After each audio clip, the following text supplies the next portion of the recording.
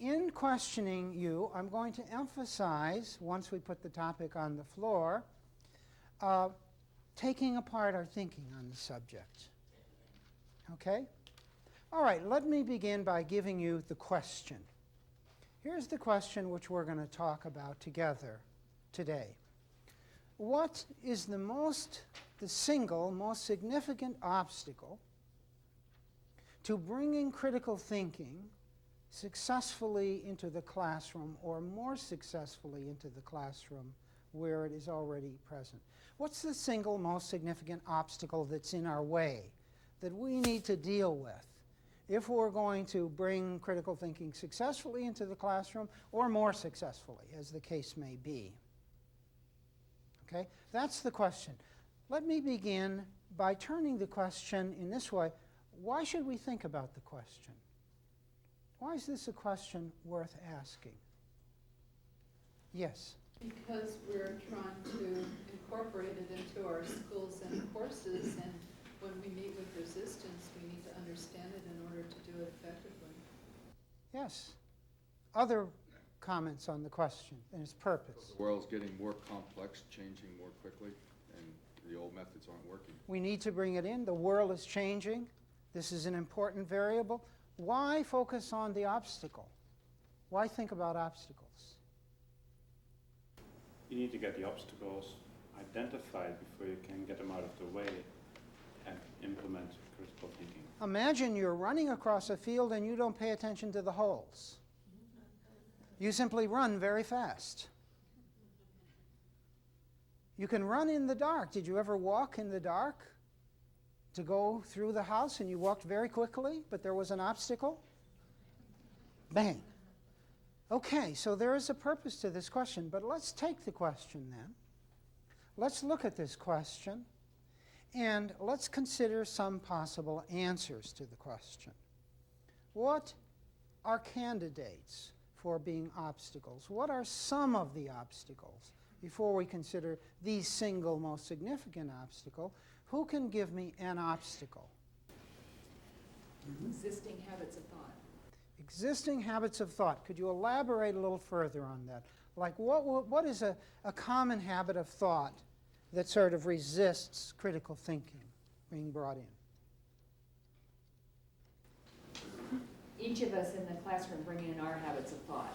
And one that I find resistance to critical thinking is there's a right answer. Okay, that's interesting.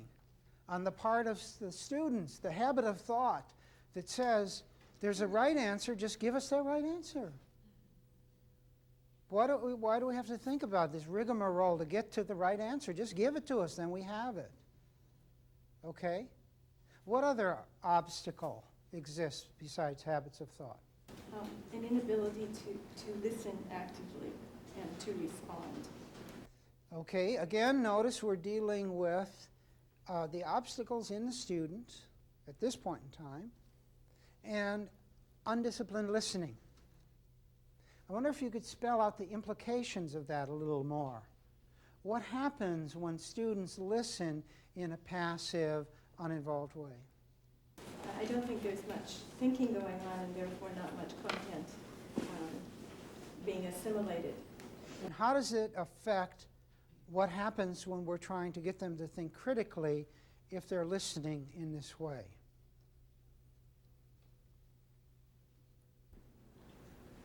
There's no participation. No participation, or what's another possibility? Passive. Passive participation. What else? No thinking. No thinking. And going in a direction that has nothing to do with the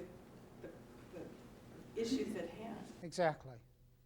What's another obstacle? Yes? This teaching style requires a great deal of effort and planning. The effort to change. So we went from the habits of thought to the habits of the teacher. There. What else? The fear of change. Fear of change. Elaborate on that. What comes to mind immediately is the fear of the parent of what we're teaching their child and them not being able to deal with that in their home. Fear of trouble. What is the thinking that underlies that fear? Sort of role play that thinking, bring it out. What is that thinking on the part of a teacher who is afraid of what the parents might say or do? Yes? Probably the fear on the part of the parent that the child is all of a sudden going to question authority and develop a level of autonomy that they didn't want before. Okay, so in the teacher, it's the fear that parents will say that, right? And therefore, they are thinking in their mind, what?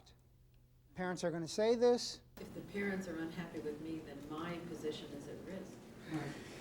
Okay, so we have the habits of students, habits of teachers, fear on the part of teachers. What other obstacles do we have?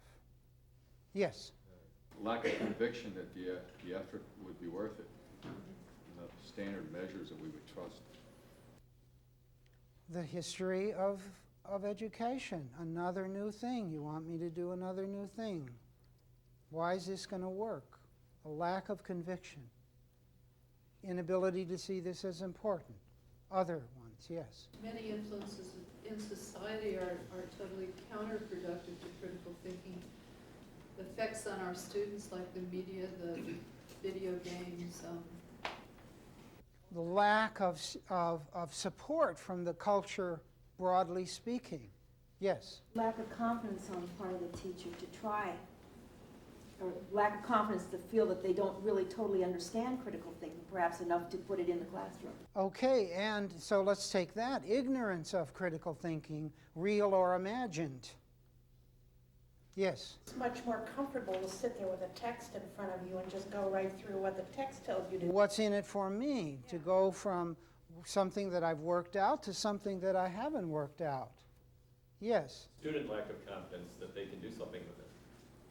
Right, the student system. I've gotten by all these courses. I've gotten the grades I wanted. Now you're trying to give me a new system. I might not be able to do well in this new system. I know how to use the old system. Yes? Fear of making a mistake. Fear of making a mistake. Okay? If I do this, I might screw up. And I'll appear to my students as stupid. Or I'll get in trouble with the administration. Yes? Lack of time to implement this curriculum within the existing curriculum? Time. Okay. So what do we see? We look at the data, and we see there's a lot of data here. We see that there's a lot of relevant information to this question. The question demands we try to evaluate these data and come to the conclusion, what is the single most significant obstacle? So let's look at that idea, that concept for a moment.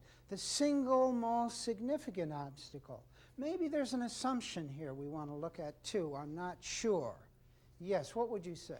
Single most significant one is the teacher because of all the parameters and things of what is going to happen. So, okay, so you're suggesting an answer. The teacher is the single most significant obstacle. Yes? I would agree. I think from the point of view of if the teacher's behavior changes, the rest of these things can be changed as well. Okay, yes? Lack of a uniform model across the curriculum that would reinforce this kind of reasoning. Okay, that's another candidate. A lack of a unified model across the curriculum.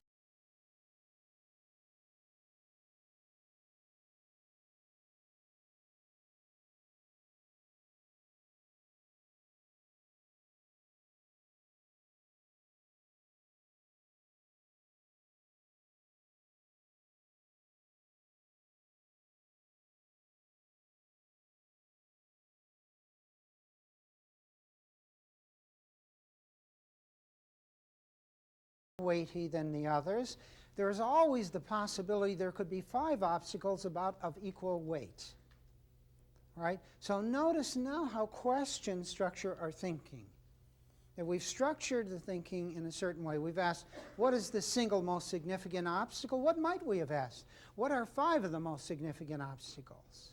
And not try to figure the most significant.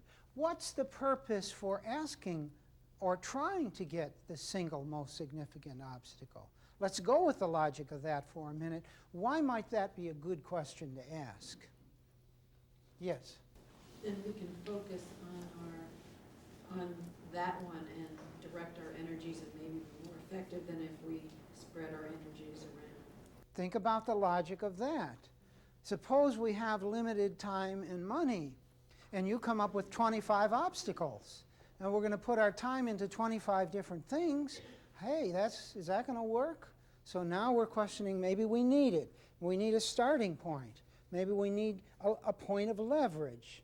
So the logic of this question does make sense if we can use it to find a point of leverage. It doesn't make sense if we're obscuring the equality of various obstacles. So as we proceed further, let's keep in our mind these two conceptual possibilities so that our thinking doesn't get too trapped in one of them, but nevertheless is open to the power of each of them. So let's come back to the candidate idea of the teacher as the most significant obstacle. Now I'd like somebody to spell out that idea in terms of how might that be a fulcrum point? How might that be a point of gaining leverage? How would you think? Assume for a moment that the teacher is the most significant obstacle. Give me the thinking behind that way of thinking.